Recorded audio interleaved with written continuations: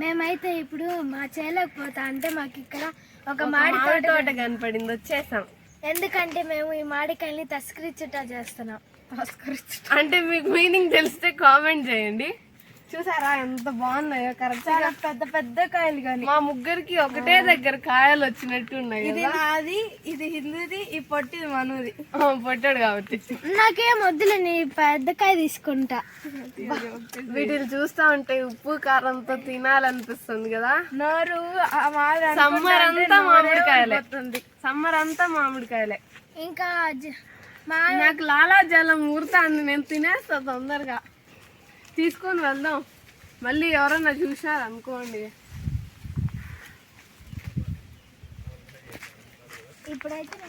ఇట్రండి, మీకు ఒకటి చూపిస్తా. ఏంటంటే ఒక కాయ, ఇప్పుడు ఈ కాయ ఉంది కదా, దీన్ని కట్ చేసినాం అనుకోండి, జీడ వస్తుంది. అది మింద పడితే ఎవరో మూతి మీద కొట్టినట్టు ఉంటుంది.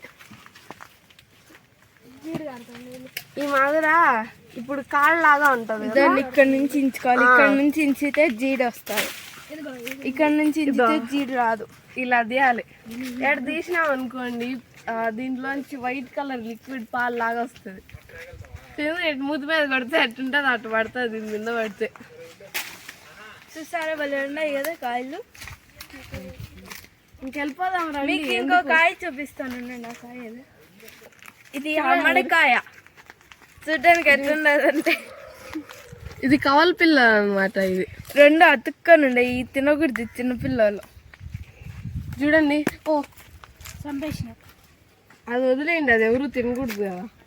చూడండి ఎంత బాగుందో సైజులో కాయ. సరే 3 కాయలు కోసుకొని వెళ్ళిపోదాం రండి. ఇప్పుడు మనం తొందరగా నేను ఈ కాయ కోసుకుంటా. ఈడికి కట్ చేసినాం అనుకోండి, పాలు జీడు వస్తుంది.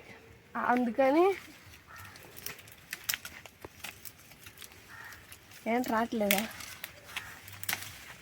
ఇది కట్ చేయాలి.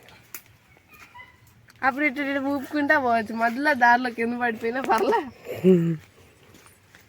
ఇది ఈ పెద్ద కాయ నేను కోసుకున్నా. ఇక్కడ చూడండి, ఇది చూడండి అంత పెద్ద కాయ కోసుకుంటున్నా. చూడండి పెద్ద దానిలో, కానీ మామిడి చెట్టు చూస్తేనే అదొక టేస్ట్ వచ్చేస్తుంది నోట్లో, ఏమేమో అయిపోతా ఉంటది.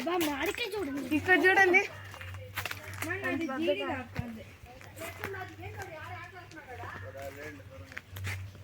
దీన్ని చూస్తే మీకు ఏమనిపిస్తుంది? ఉప్పు కారం వేసుకొని అబ్బా తింటే ఎంత బాగుంటుందో.